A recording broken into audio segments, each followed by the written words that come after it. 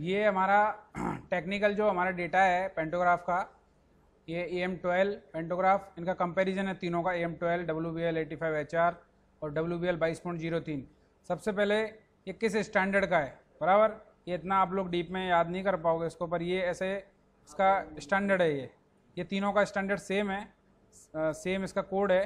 फिर minimum height with insulator in resting position, जब अपना इंसुलेटर रेस्टिंग पोजीशन में है, ये पेंटो जब रेस्ट है, मतलब रेज नहीं है, लोअर ही है, तो उस टाइम पे इसकी जो मिनिमम हाइट है वो 645 प्लस 5 mm होती है, इसकी 585 प्लस और माइनस 10 mm होती है, बराबर। इंसुलेटर जो हमारे हैं उनके बीच में जो डिस्टेंस होता है, 4 इंसुलेटर हैं उनके बीच में जो मिनिमम डिस्टेंस होता है वो 250 mm होता है, बराबर। इतना mm को सेंटीमीटर में कन्वर्ट करोगे तो 25 सेंटीमीटर हो गया, बराबर। ये तीनों का सेम है। Minimum working height over resting position, minimum working height है ओवर रेस्टिंग पोजीशन में, पता ये क्या है, minimum working height of over resting position. देखो काम का सीख लेते हैं इसमें से। Maximum working height over resting position, ये मैक्सिमम है, ये मिनिमम है, जो भी है। मैक्सिमम एक्सटेंशन यानी कितना ऊपर तक जा सकता है, ये लॉकडाउन हाइट मैक्सिमम एक्सटेंशन, ये 2460 mm प्लस 0, यानी ऊपर नहीं जा सकता, इससे -20 mm इतना रह सकता है। इसके बाद ये WBL वाला 3600 mm, ये मिनिमम 2400 mm रहेगा। उसके बाद हाँ इसकी हाइट है। विड्थ ऑफ पेन हेड, जो अपना पेन हेड होता है उसकी विड्थ AM12 की नहीं दी हुई है, WBL HR की दी हुई है 2030 प्लस और minus 5 mm। Width of pen head, बराबर, ये विड्थ ऑफ पेन हेड और विड्थ ऑफ पेन हेड दोनों ACC। Height of pen head ACC, height of pen head, ये सब अपने काम की चीज़ नहीं, छोड़ो ना। कार्बन स्ट्रिप है अपनी, बराबर, ये न्यू जो कार्बन स्ट्रिप है AM12 में वो 25 mm होती है, बराबर। इसको कंडम जब अपने मापते हैं तो 22.5 होते ही इसको कंडम कर देते हैं। और जो अपना 85 का है, 85 HR का, इनको लिख लो, 39 प्लस और माइनस 1 mm मतलब चलता है, यानी 38 और से लेके 40 तक ये चलता है। और कंडम हो जाता है, ये कंडम शायद 26 होगा ना इसमें, हाँ यूजेबल है, हाँ 24-25 होगा पूरा ना, हाँ पूरा ही लेते हैं, साइज पूरा किया थे 25 mm 12.5 पे कंडम कर देते हैं। के हिसाब से वही रहता है। ये 39 प्लस और माइनस दोनों लिखना 1 mm, यानी 38 mm भी रहती है न्यू की और 40 mm भी रहती है। और कंडम 13 पे इसको कंडम कर देते हैं। और सेम इसका जो हमारा 3 फेज का है उसका भी सेम है, न्यू और कंडम का।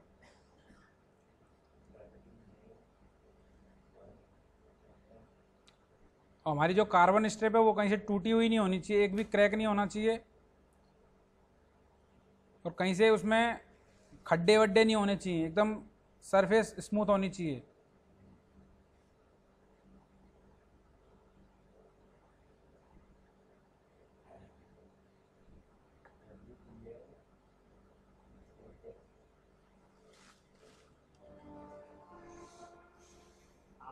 आपकी मापता हशे ना, आपकी જ આવે બેવમાં આપણે એમાં પણ આપી છે મેન્યુઅલ હિસાબે આપી છે। नहीं हुआ क्या? ओके हो गया?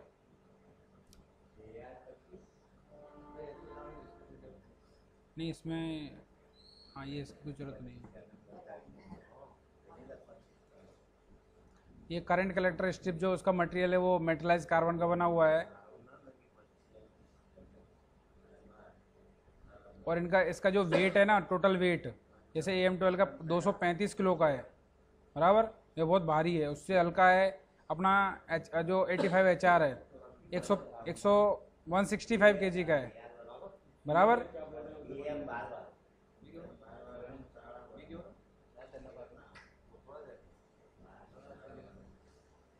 अरे इसको वजन को जरूर लिखना है, इसको सबका अलग अलग है। ये कन्वेंशनल AM12 कन्वेंशनल का 235 kg है, और उसका 85 HR का 165 kg है, और WBL 22.03 जो है उसका 150 kg है। ये सबसे हल्का जो है 3 फेज का है, बराबर। हाँ ये वेट है पेंटो का, इसको लिख लो।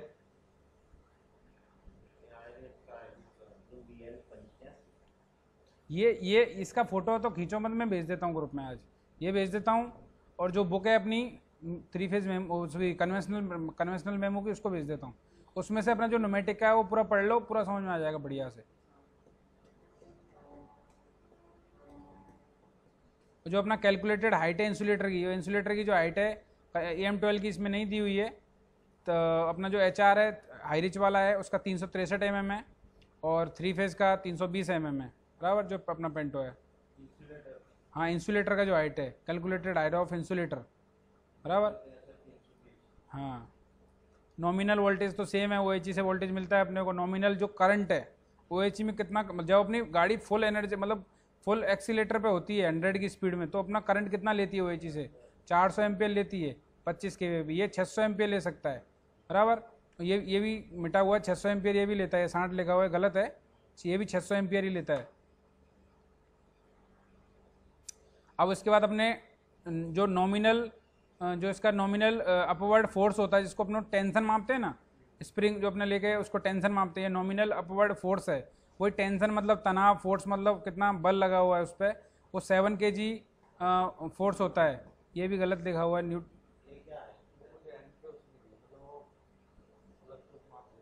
हाँ न्यूटन में दिया हुआ है वो 7 kg होता है, इसको कन्वर्ट करेंगे तो 7 kg पास्कल। हाँ देखो फोर्स की ना अलग अलग यूनिट हैं, किलोग्राम भी है, किलोग्राम पर सेंटीमीटर स्क्वायर, पास्कल भी है, उसके बाद में एक न्यूटन भी है, ऐसे अलग अलग यूनिट है। हम लोग क्या है किलोग्राम में काम करते हैं, हमको किलोग्राम ही समझ में आता है यहाँ पे। नहीं पास्कल में सेम आएगा, न्यूटन में बढ़ जाता है, न्यूटन में 70 kg, यानी इसको कन्वर्ट करते हैं ना तो न्यूटन 1/10 है, 1/10वां भाग है उसका किलोग्राम का, ऐसा सोच लेने का। यानी जब अपना 10 न्यूटन होगा तब यहाँ पे 1 किलोग्राम होगा, ऐसा। यानी 70 न्यूटन है तो 7 kg है। हाँ 7 kg, 70 न्यूटन यानी 7 kg। यहाँ पे भी सेम ही है, ये दिया हुआ नहीं है। और इसके बाद कितना स्टैटिकल अपवर्ड फोर्स जो है पेंटोग्राफ का कितना चल सकता है, जैसे एक 7 से थोड़ा ऊपर है, 0.4 ऊपर है तो चल जाएगा। यहाँ पे भी मतलब 0.4 ऊपर है तो भी चल जाएगा, बराबर। थोड़ा बहुत ऊपर नीचे चल जाता है 0.2, 0.3, 0.4, बराबर, प्लस माइनस चलता है।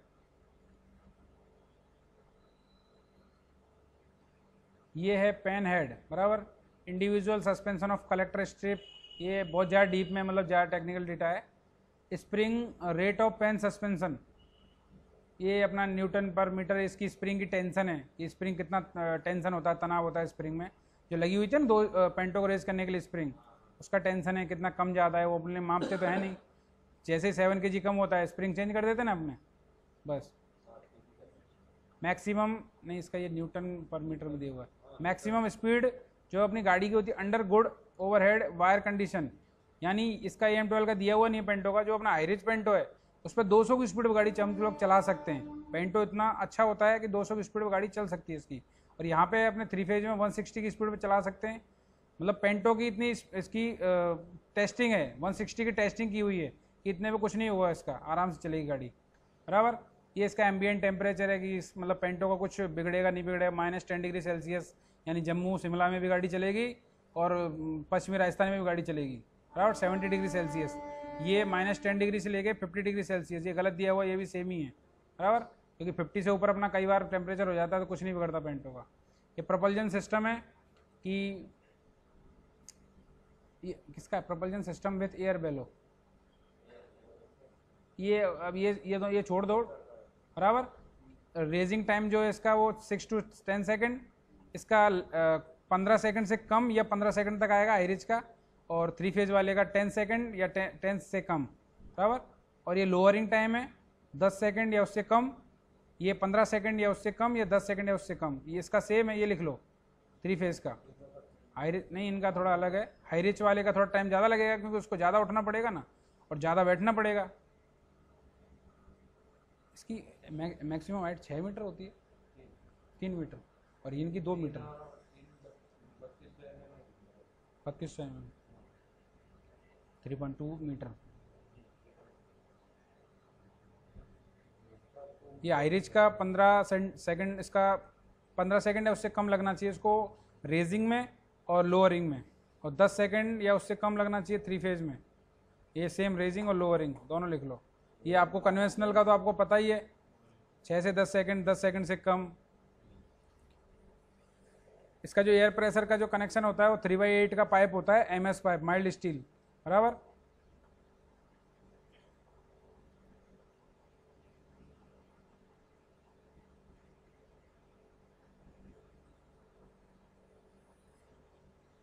लिख लिया ना।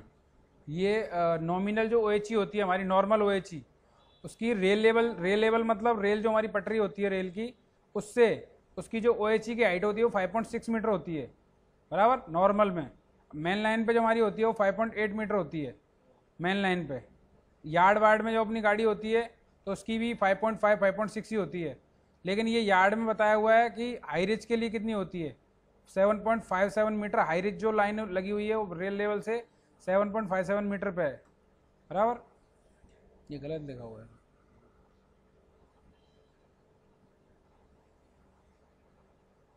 अब ये हमारा EP यूनिट है, इसका मेक है नॉर।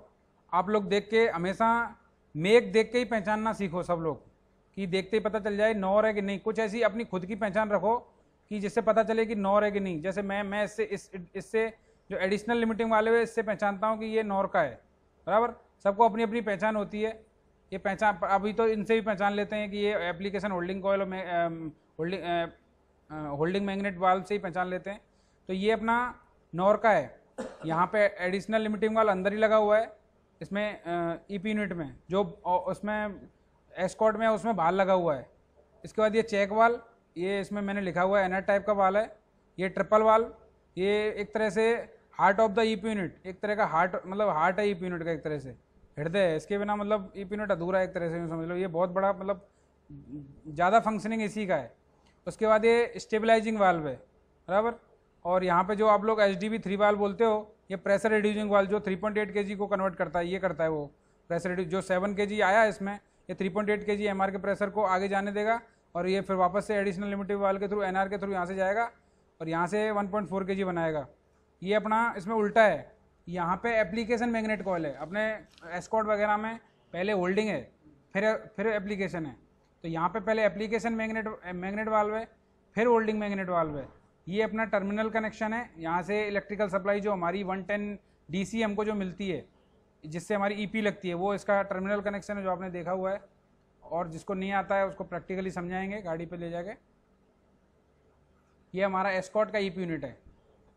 इनका वर्किंग सेम है, बट इनका स्ट्रक्चरल डिजाइन अलग अलग है। ये इसमें रेड देखते या पहचान जाते हो, होल्डिंग है, ये एप्लीकेशन है, ये pressure reducing valve HDB 3 valve, ये स्टेबलाइजिंग वाल्व, और ये चेक वाल्व जो NR टाइप का वाल्व है, और ये ट्रिपल वाल्व, और ये इसका टर्मिनल कनेक्शन जिसमें जंक्शन बॉक्स, जो इसको टर्मिनल कनेक्शन ही बोलते हैं, जंक्शन बॉक्स बोल दो, बराबर। और मैंने इसको WSF का डाला नहीं है, वो काफ़ी कॉम्पैक्ट है, उसमें कोई दिखता ही नहीं है, सब मिक्स है, तो दिखता ही नहीं है उसमें कोई बराबर।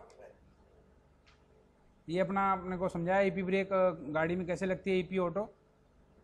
ये ट्रेलर कोच में कैसे आगे फीड जाता है, आपने देखा। ये 1 इंच का जो एंगल कॉक है वो BP पाइप है।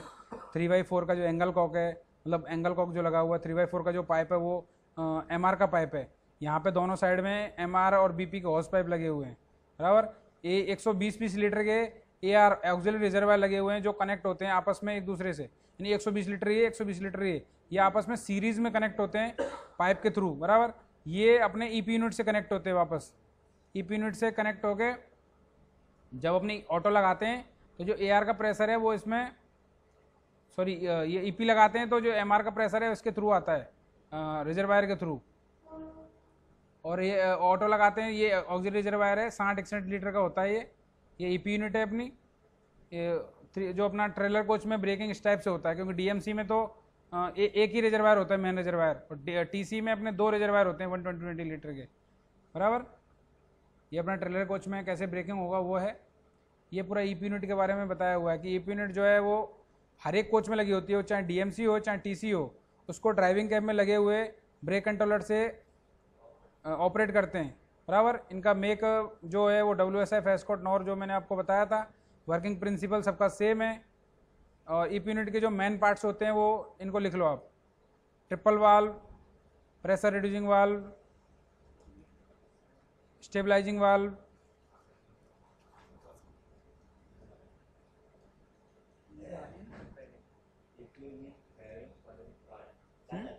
दिखा दिए ना बस। तो हाँ ठीक है। तो ये ईपी यूनिट का मतलब पूरा ट्रिपल वाल्व क्या काम करता है और उसके बाद प्रेशर रिड्यूसिंग वाल्व क्या काम करता है, बराबर। ये चेक वाल्व क्या काम करता है, एप्लीकेशन है होल्डिंग मैग्नेट वाल्व का क्या वर्किंग है, ये आपको मैंने बताया अभी फिगर में। यही जो लिखा हुआ है सब मैंने जो बताया वही लिखा हुआ है कि प्रेशर रिड्यूसिंग वाल्व जो है वो एमआर का जो प्रेशर है ईपी एप्लीकेशन को जाने देता है और उसको सेटिंग को 3.5 या 3.8 kg में कन्वर्ट करता है प्रेशर रिड्यूसिंग वाल्व। ये ट्रिपल वाल्व है, ये कौन कौन से पोर्ट को कनेक्ट करता है, सॉरी ये स्टेबलाइजिंग वाल्व। ये ट्रिपल वाल्व है, इसमें 3 पोजीशन होती हैं। बीपी प्रेशर 5 kg को जान देता है, फिर उसके बाद एमआर का कनेक्ट होता है, एमआर को उससे बीसी जो ब्रेक सिलेंडर होता है उससे कनेक्ट करता है। उसके बाद ट्रिपल वाल्व जो है according to left position of triple valve dropping the BP pressure in same ratio. मतलब जो मैंने वर्किंग समझाया वही सब सेम लिखा हुआ है इंग्लिश में, और कुछ नहीं है कि कैसे ऑटो लगती है, कैसे ईपी लगती है, कैसे इमरजेंसी लगती है। हैं हिंदी वाला मैं दे दूंगा ग्रुप में, आज ही दे दूंगा। आराम से न्यूमेटिक का पूरा पढ़ लेना क्योंकि तुमको न्यूमेटिक में काम करना है। हमारा उद्देश्य यही है कि आप सब लोग न्यूमेटिक में जो भी काम है उसको हर एक बंदा को पूरा काम आना चाहिए। कोई ये ना बोले कि मेरे को सर ब्रेक कंट्रोलर नहीं आता, कोई बोले कि मेरे को ईपी यूनिट का सब कुछ पता नहीं चलता, कोई बोले मेरे को एयर ड्रायर नहीं आता।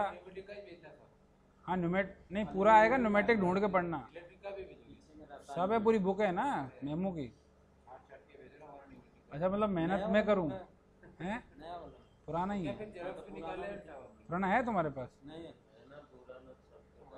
आज भेज दूंगा, नहीं होगा वो पढ़ लेना। देखो मटेरियल सबके पास होता है, कुछ पढ़ते हैं कुछ नहीं पढ़ते बस, बराबर।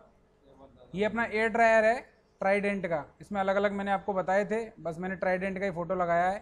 ट्राइडेंट का ऐसा होता है और इसमें एयर ड्रायर जो लगा हुआ है डीएमसी में लगा होता है। जो एमआर टैंक जो होता है उससे पहले एयर को ड्राई करके एमआर टैंक में जाने देता है। जैसे मेन कंप्रेसर चला वो पहले इंटरकूलर में एयर जाएगी, 3.5 kg का सेफ्टी वाल लगा हुआ है जिसको आप लोग ओवरऑल करते हो। उसके बाद वापस से वो मेन कंप्रेसर में एयर जाएगी, फिर उसके बाद वो आफ्टर कूलर में जाएगी, आफ्टर कूलर के थ्रू एयर ड्रायर में जाएगी, एयर ड्रायर के बाद वो एनआर के थ्रू मेन एमआर टैंक में जाएगी। सेफ्टी वाल उसमें लगा हुआ 7.5 kg का। उसके बाद ये जो प्रेशर है मेन कंप्रेसर का वो एयर ड्रायर में जाता है, और ये बताया ना मैंने आफ्टर कूलर के थ्रू जाता है। एयर ड्रायर जो है वो किस लिए लगाया हुआ है कि जो हमारे हम लोगों ने एयर बनी है मेन कंप्रेसर से, उसमें जो डायरेक्ट उसका सक्शन फिल्टर होता है ना वो बाहर से एयर सक करता है। कभी कभी उसमें ऑयल पार्टिकल या कुछ पानी के कुछ तत्व या फिर कुछ डस्ट आ जाती है, तो उसको ड्राई करने के लिए एमआर टैंक में सीधा सीधा ना जाए, या हमारी ब्रेकिंग में कुछ ऐसा मतलब कभी रस्ट आ जाए, सपोज मान लो वाटर अगर पानी चला गया ब्रेकिंग में तो सिलेंडर में कोरोजन वगैरह लग जाए, तो उसके लिए अपना ड्रायर लगा हुआ है। मतलब एयर को अपने को ड्राई एयर चाहिए ब्रेकिंग के लिए, उसमें ड्राई एयर जाए, हाँ हवा को शुद्ध करने के लिए। एयर ड्रायर के जो मेन पार्ट्स हैं वो ये हैं, मतलब 2 टावर लगे हुए हैं, ड्राइंग टावर, जो उसको पानी को ड्राई करते, पानी या जो भी पार्टिकल्स हैं, बराबर। उसके बाद में एक इनलेट और एक आउटलेट शटल वाल्व है, असेंबली है पूरी। 2 पर्ज वाल्व हैं, 2 ही सोलेनॉइड वाल्व हैं, एक प्रेशर स्विच है, एक इलेक्ट्रिक कंट्रोल पैनल है जिसको आप लोग पीसीबी बोलते हो। उसके बाद 2 ह्यूमिडिटी इंडिकेटर हैं, ये ह्यूमिडिटी कितनी है उसकी इंडिकेट करता है। एक फिल्टर टावर है विथ प्री फिल्टर और drain valve, 3 air transfer tube हैं, एक आफ्टर फिल्टर है। इतने सारे इसमें पार्ट्स लगे हुए हैं। एक माउंटिंग ब्रैकेट है एयर ड्रायर के लिए, एक माउंटिंग ब्रैकेट है आफ्टर फिल्टर के लिए, बराबर। इतने सारे इसके पार्ट्स हैं छोटे छोटे। अब ये हमारा जो एयर ड्रायर है ये इलेक्ट्रिकली कैसे वर्क करता है, दादा ये थोड़ा समझाओगे? इलेक्ट्रिकली जैसे अपना बैटरी चालू हुआ, 110 DC आया,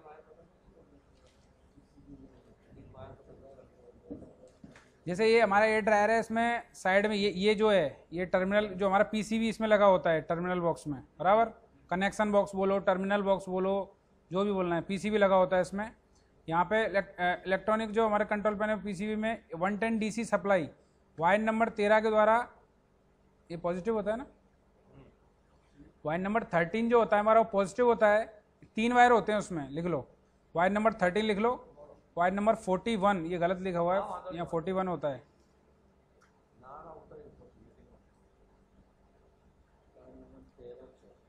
ये वायर नंबर 40 थोड़ी 41 होता है ना, नहीं बताना पड़ेगा ना, ये नेगेटिव होता है ये तो। होल्डर में आता है जैसे होल्डर में एबीसी एडाप्टर में, पर उनको एबीसी में करना पड़ेगा ना। वायर पॉजिटिव कौन सा होता है, ए हाँ ये बैटरी पॉजिटिव बी होता है नेगेटिव। नहीं, बी नेगेटिव नहीं, बी गवर्नर का पॉजिटिव होता है। बी गवर्नर जब कंप्रेसर चलता है तो पॉजिटिव आता है बी, और सी परमानेंट नेगेटिव। तो बैटरी से जो आ रहा है वो सप्लाई तो बताना पड़ेगा ना इनको। हाँ तो बैटरी से आ रहा है ना, उसके हिसाब से बताते हैं। हाँ वायर नंबर ये 13 है वो पॉजिटिव है, और ये 41 जो है वो नेगेटिव है, बैटरी से ही आ रहा है। अपनी एमसीवी लगी हुई है 3 1 एम्पियर की हैं, और ये 14 नंबर जो है वो न्यूट्रल होता है। वायर नंबर 14 जो है वो न्यूट्रल होता है अर्थिंग के लिए।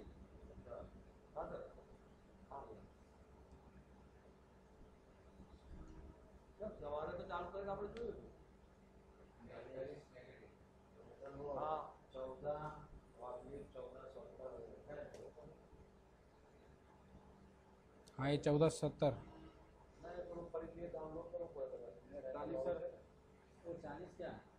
40 नहीं, इसको 41 कर लो, ये गलत लिखा हुआ है नीचे वाला ये 41 और ये 1417।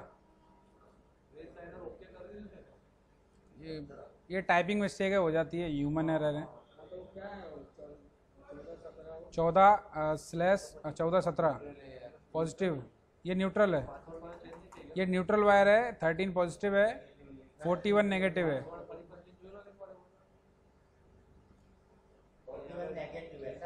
हाँ 41 नेगेटिव और 13 नंबर पॉजिटिव, और एक अर्थिंग लिख दो 1417 जो है 14/14/17 ये नेगेटिव है, नेगेटिव सॉरी वो अर्थिंग है। न्यूट्रल बोलो अर्थिंग बोलो, अर्थिंग के लिए।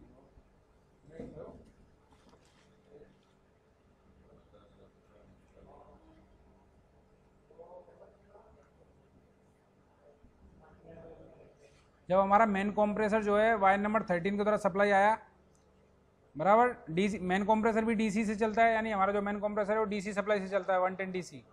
तो वायर नंबर 13 से मेन कंप्रेसर को सप्लाई आया, मेन कंप्रेसर चला, मेन कंप्रेसर चलने के साथ ही हमारा एयर ड्रायर चालू हो जाता है, यानी प्लस 13 नंबर जो वायर है वो पॉजिटिव है, हमारे एयर ड्रायर को भी पॉजिटिव सप्लाई 13 नंबर वायर से मिल रही है। जैसे ही हमारा मेन कंप्रेसर चलेगा तुरंत हमारा एयर ड्रायर चालू होगा बराबर। उसके बाद 1 मिनट के अंतराल पे after every 1 minute time duration the purge valve operator of drawing tower and exhaust the deposited water, मतलब हर एक मिनट के अंतराल पे जो हमारा ड्राइंग टावर है वो जो हमारा वाटर है उसको एग्जॉस्ट करता रहेगा टाइम टू टाइम। जब मेन कंप्रेसर अपना स्टार्ट होता है तो एयर ड्रायर में जो मैंने बताया वो वर्क अपना काम करना चालू करता है, ठीक है। जो ये तो हो गया इसका इलेक्ट्रिकल सप्लाई कैसे मिलता है। इसमें अपने ए बी और सी तीन अपने जो अपने होल्डर होता है उसमें 3 वायर होते हैं, ए बी और सी। हाँ होल्डर लिख लो उसका, एयर ड्रायर का होल्डर, एक पीसीबी लगी होती है जो पूरी सर्किट होती है बराबर। होल्डर में 3 वो लगे होते हैं पोर्ट, ए बी और सी।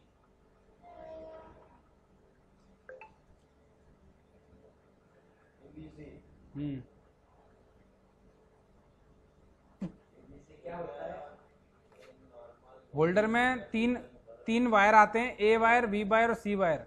जो हमारे ये जो वायर है 13 नंबर 41 नंबर, 1 मिनट में बताता हूँ, दादा बताएंगे, थोड़ा इसका मेरे को नहीं पता है, देखो गलत नहीं बताऊंगा मैं किसी को, जो नहीं पता है वो नहीं बताऊंगा, इतना जानकारी नहीं है।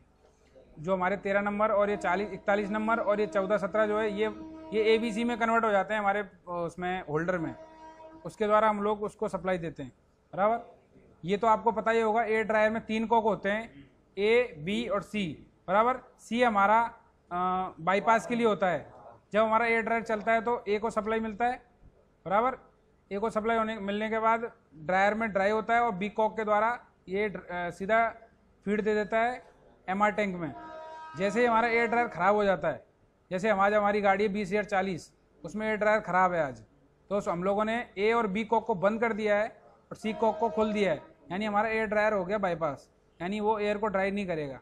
ये टेम्प्रेरी बेसिस पर हम कर सकते हैं इमरजेंसी में। जैसे गाड़ी आज सेट आउट है हमारी, तो हम लोग आज नहीं कर पाएंगे उसको अटेंड। आने वाले जब गाड़ी आएगी यहाँ पे अगली ट्रिप में, तो गाड़ी का जो हमारा एयर ड्रायर है उसको हमको चेंज करना पड़ेगा, या फिर उसी को रिपेयर, जब अपने पास स्पेयर पड़ा हुआ है तो चेंज कर देंगे, दूसरे वाले को ओवरऑल कर लेंगे। बराबर, ऐसा इसका दिया हुआ है। यही इसमें लिखा हुआ है कि A कॉक, B कॉक और C कॉक, मतलब नॉर्मल कंडीशन में A और B दोनों चालू होते हैं और C कॉक बंद होता है। और जब अपने आइसोलेट करते हैं, इसको आइसोलेट करते हैं, तो A और B कॉक को दोनों को बंद कर देते हैं, C कॉक को खोल देते हैं, तो हमारा जो एयर ड्रायर है वो बाईपास हो जाता है, एयर ड्रायर वर्किंग नहीं करता है। ये रहा, देखो इसकी इलेक्ट्रिकल सर्किट है, मॉडिफाइड सर्किट है एयर ड्रायर की।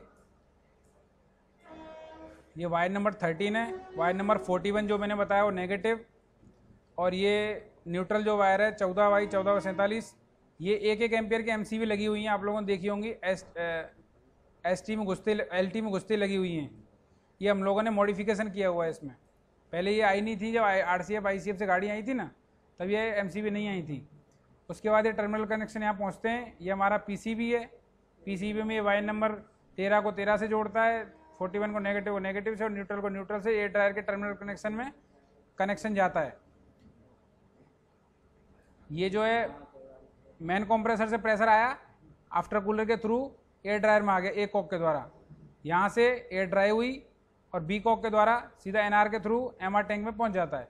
अभी हमारा एयर ड्रायर खराब हो गया मान लो, तो A कॉक और B कॉक दोनों को बंद कर देंगे, जो C कॉक बंद पोजीशन पे था उसको खोल देंगे, तो हमारा एयर सीधा यहाँ से आते हुए NR टैंक में चला जाएगा, जो ड्राई नहीं होगा। बराबर, ये अपना एयर ड्रायर है। इसका A और B और C जो तो अपने मैंने वो बताए होल्डर में जो दिए हुए हैं, वो अभी इसको बताते हैं हम लोग। पॉजिटिव नेगेटिव, इसमें कुछ नहीं है, एक पॉजिटिव होता है उसमें A में, एक नेगेटिव होता है और एक न्यूट्रल होता है। हाँ, ये A होगा। अभी देखो इसको बता देंगे, नहीं नोमेनक्लेचर परफेक्ट, मतलब पर्टिकुलर होना चाहिए।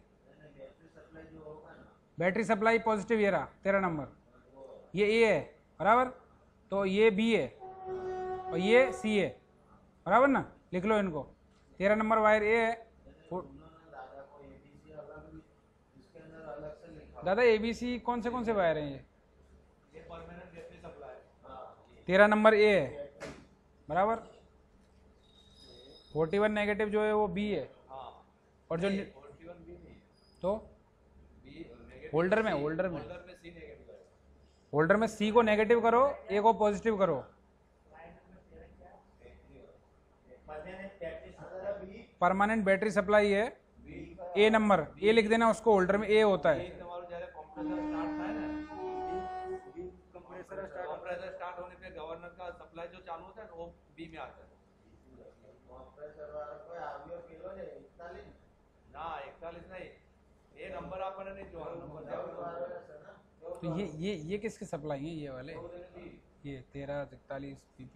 हाँ, ये अंदर नीचे जो जाते हैं ना, वही होल्डर में, ये टर्मिनल कनेक्शन है बराबर, सप्लाई आया इसके बाद अपनी सप्लाई जाएगी इसको होल्डर के द्वारा। यहाँ होल्डर लगा हुआ है एयर ड्रायर में, तो यहाँ से 3 वायर अलग अलग कनेक्ट होते हैं।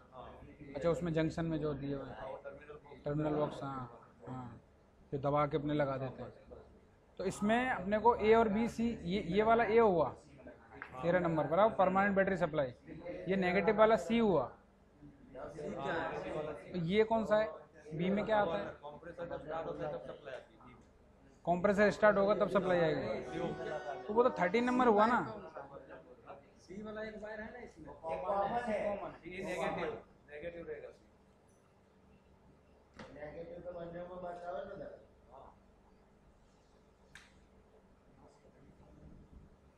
नहीं, अपना जब कंप्रेसर चालू होगा तो 13 नंबर से सप्लाई एयर ड्रायर को मिलेगा, 13 नंबर से सप्लाई। इसमें उल्टा दिया है ना, इसमें नीचे 14 नंबर जो दिया है, हाँ, मतलब परमानेंट बैटरी सप्लाई है ना 14 नंबर। हाँ, और बीच में नेगेटिव, ये A हुआ, ये C हुआ, नहीं ये B हुआ, हाँ बीच में C हुआ। अच्छा, ये B हुआ, हाँ लास्ट में B बराबर। तो परमानेंट बैटरी सप्लाई C हुआ ना, ये सी नहीं हुआ वो, ये उसके ऊपर मार्किंग आता है एडेप्टर। ए बी सी आता है, हाँ वो सी में वही रहेगा। ए पॉजिटिव हुआ, सी नेगेटिव नेगेटिव हुआ, बी कॉमन हुआ, कॉमन नहीं, कहते कंप्रेसर सप्लाई। कंप्रेसर सप्लाई है, ये इसकी सर्किट है मॉडिफाइड, बराबर।